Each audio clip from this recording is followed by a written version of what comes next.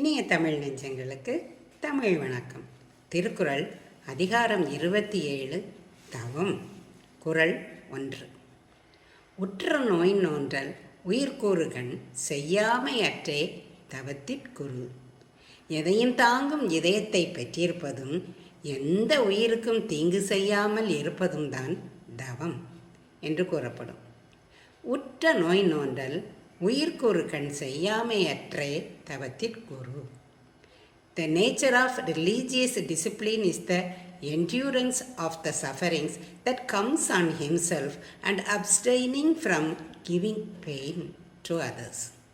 உற்ற நோய் நோன்றல் உயிர்கொரு கண் செய்யாமை அற்றே தவத்திற்குரு. நன்றி, வணக்கம்.